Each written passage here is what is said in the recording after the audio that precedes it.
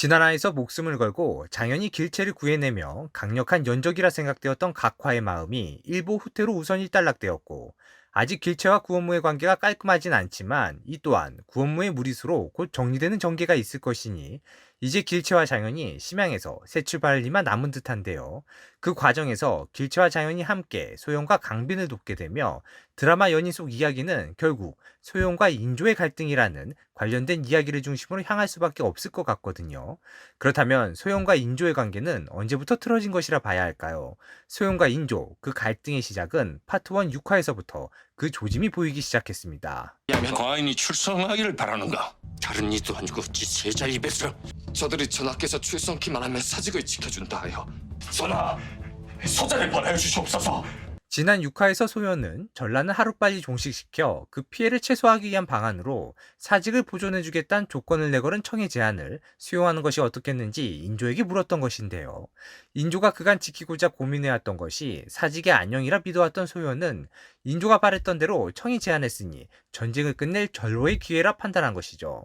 하지만 인조가 사직의 안녕이란 명분 아래 자신의 안녕을 우선 걱정하는 인물이었다는 사실을 소연은 몰랐던 것 같은데요.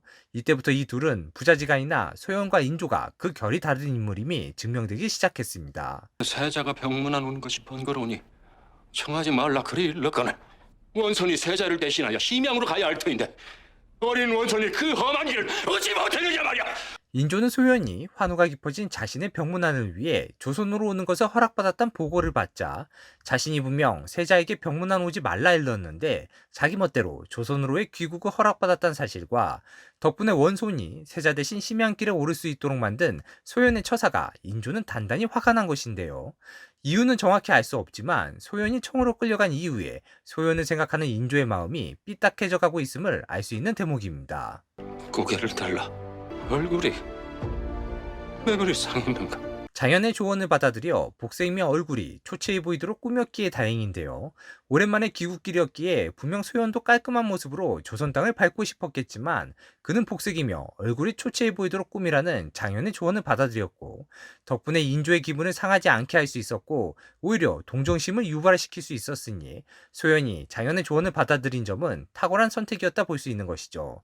하지만 인조의 소연을 향한 이미 어긋나버린 진심은 끝끝내 숨길 수가 없었습니다. 헌데 용골대가 동궁에게 대홍망룡의를 권했다지. 반정을 통해 뚜렷한 명분 없이 왕위에 오른 인조는 임금이 아니면 입을 수 없는 용을 순우와 만든 붉은색 관복을 용골대가 소연에게 입도록 권한 것이 신경 쓰였던 것이며 동궁이 잡곡을 섞어 군량을 했을 때도 그 또한 좋아했다지.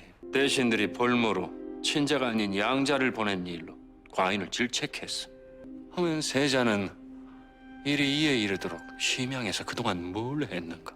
용골대와 그토록 말이 잘 통해 일처리가 수월했다 주장한 소연에게 그렇게 그들과 협조적인 관계에 있으면서 조정 대신들이 볼모로 양자를 보낸 일로 임금인 자신이 질책받는 동안 소연은 도대체 심양에서 무엇을 한 것이냐며 화를 내며 잡고 있던 소연의 손을 뿌리친 것인데요. 그 순간 소연은 무엇인가 잘못되어 가고 있음을 직감한 듯 했습니다. 갑자기 농사를 지으라니.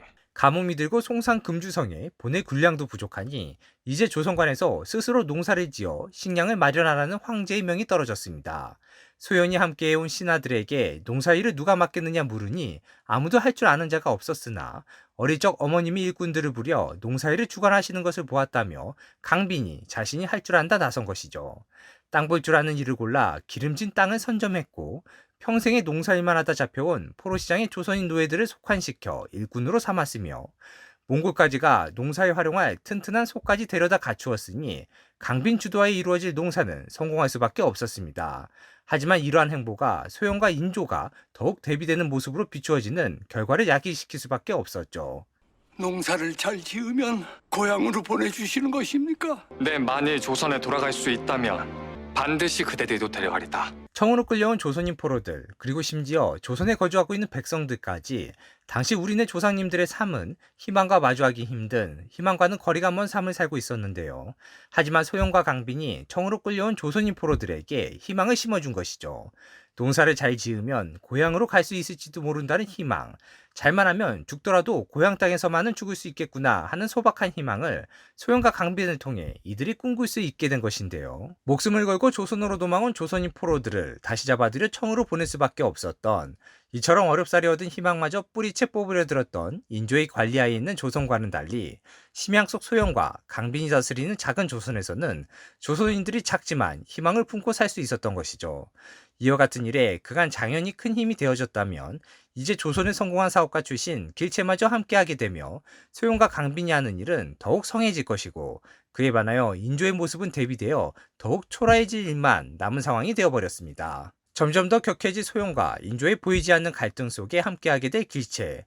길채와 장현, 이 두 연인이 소현의 죽음으로 끝이 날 이 갈등 속에서 과연 어떤 이야기를 들려줄 것인지, 드라마 연인 다음 이야기를 기대하며 오늘의 영상 마칩니다. 시청해주셔서 감사합니다.